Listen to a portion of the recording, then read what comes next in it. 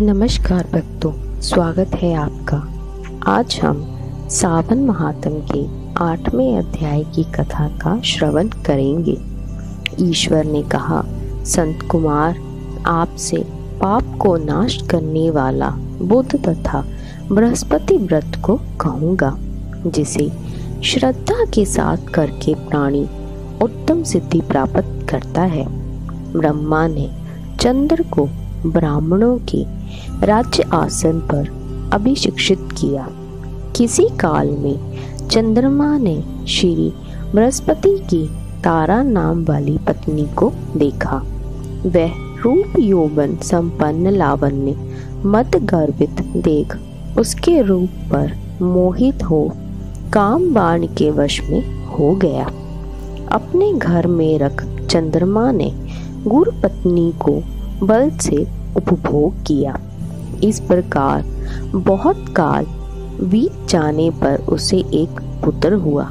वह विद्वान, रूपशाली, सर्व लक्षणों से युक्त बुध नाम से प्रसिद्ध था।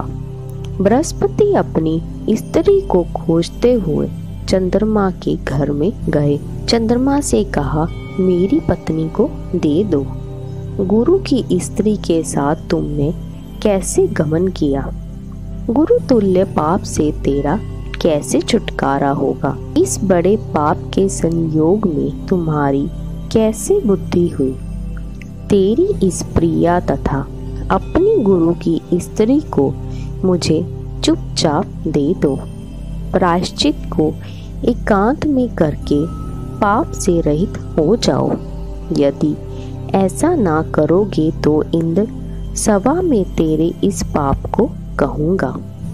बृहस्पति के यूं कहने पर भी कलंकित चंद्रमा ने गुरु पत्नी तारा को नहीं लौटाया, तो देव सभा में जाकर बृहस्पति ने इस वार्ता को कहा कि मेरी पत्नी को चंद्रमा ने ग्रहण कर लिया है और वह मांगने पर भी मेरी पत्नी नहीं देता है। हे इंद्र, आप देवराज हैं, आप मेरी पत्नी को आज्ञा से दिला दें, अन्यथा चंद्रमा कृत पाप आपको होगा। इसमें संशय नहीं, क्योंकि राज्य का पाप शास्त्र के निर्णय से राजा को भी भोगना पड़ता है। दुर्लभ का बल राजा है, यह पुराण में कहा गया है। गुरु की वार्ता सुनकर इंद्र ने चंद्रमा को बुलवाया। क्रोध से आज्ञा दी कि हे चंद्र, गुरु बृहस्पति की पत्नी को दे दो। अन्य की पत्नी के संग गमन करना पाप कहा गया है। गुरु पत्नी के संग गमन तो महापाप कहा है। अतः हे चंद्र, गुरु की भार्या को बिना विचारे ही लौटा दो। इंद्र की वाणी को सुन निशापति ने कहा, आपकी आज्ञा से भार्या को देता हूँ, पर पुत्र को ना दूंगा। यह मेरे से उत्पन्न है, मेरे वैभव से संपन्न है। इस बात पर बृहस्पति ने कहा कि यह पुत्र मेरे से उत्पन्न है। इसमें देवता गण को संशय उत्पन्न हो गया। देवताओं ने यह विचारा, किसके शरीर से पुत्र पैदा हुआ है। इस वार्ता को माता जानती है। देवताओं ने बृहस्पति की पत्नी तारा से पूछा, किसके द्वारा गर्भ है? हे कल्याणी, सत्य कहना, तुम मिथ्यावाणी मत कहना।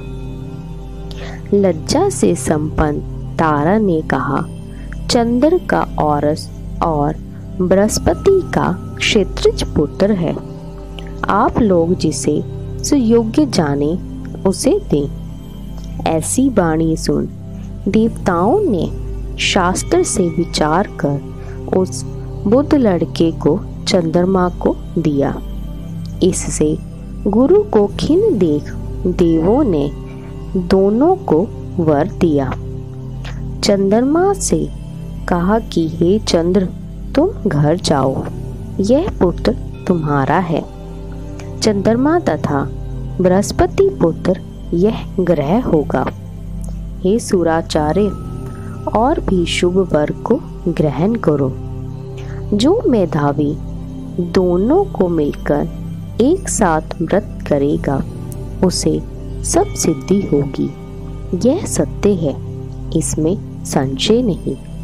शंकर के प्रिय श्रावण महीने के प्राप्त होने पर बुध और गुरुवार के दिन जो अर्चन करेंगे, नैवेद्य दही भात दे दोनों मूर्ति लिखना। स्थान भेद से फल भेद होता है।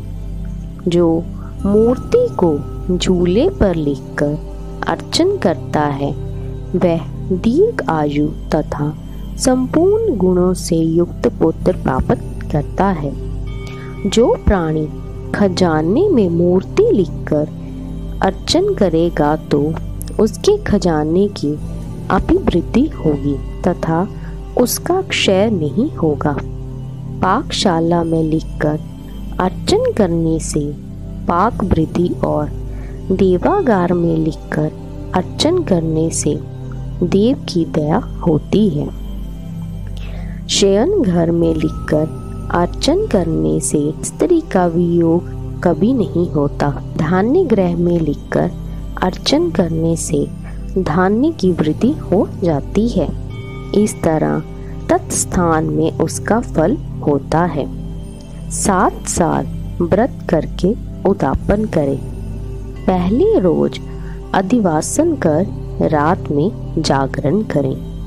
सोने की प्रतिमा का निर्माण विधि द्वारा अर्चन करें। 16 उपचार द्वारा अर्चन कर होम करें। तिल, घी तथा खीर प्रज्वलित अग्नि में दें। चिड़चिड़ा तथा पीपल की समिधा से होम कर पूर्ण आहुति करें। मामा तथा भांजे को अच्छा भोजन कराकर अन्य ब्राह्मणों को भोजन कराएं और स्वयं भी भोजन करें। इस प्रकार 7 साल तक व्रत करने वाला व्रती सब इच्छाओं को प्राप्त कर लेते हैं। संत कुमार ने शंकर से कहा, हे भगवान, आपने जो मामा तथा भांजे को भोजन कराओ ऐसा कहा, इसके कारण को कहें। ईश्वर ने कहा, हे संत कुमार, पहले समय में मामा और भांजा दोनों दरिद्र थे। वे दोनों भोजन के लिए घूमते हुए थक गए। किसी सुंदर नगर में वे दोनों धन मांगने के लिए गए। उन्होंने प्रत्येक मकान में श्रावण महीने में उसी व्रत को देखा। हर एक बार के उस व्रत को करते हुए देखा, पर बुध तथा गुरु का कहीं व्रत नहीं देखा। उस समय उन लोगों ने बहुत काल तक आपस में विचारा कि सब जगह सूर्य तथा अन्य वारों का व्रत देखा जा रहा है, पर बुध और गुरुवार का व्रत देखने में कहीं नहीं आया। अतः हम दोनों बुध तथा गुरु व्रत करें, क्योंकि किसी ने इस व्रत को नहीं किया। अतः यह अनुष्ठित व्रत है। इसे सादर करें, पर व्रत विधान ना जानने से फिर दोनों संशयापन हो गए। तब उसी रात में उन दोनों को स्वप्न में विधि ज्ञात हुई। स्वप्न से ज्ञात विधि द्वारा व्रत को दोनों ने किया तथा बड़ी संपत्ति प्राप्त की। वह ऐश्वर्य दिनों दिन बढ़ता नजर आने लगा। इस प्रकार 7 साल तक व्रत कर वे पुत्र पौत्र आदि से संपन्न हो गए। प्रत्यक्ष हो बुद्ध तथा गुरु ने उन दोनों को वर दिया कि आप लोगों ने हमारे व्रत का सुविचार किया, अतः आज से इस शुभ व्रत को जो करेगा वह निश्चय मामा तथा भांजे को भोजन करावेगा। इस प्रकार सावन महात्म के 8वें अध्याय की कथा समाप्त होती है।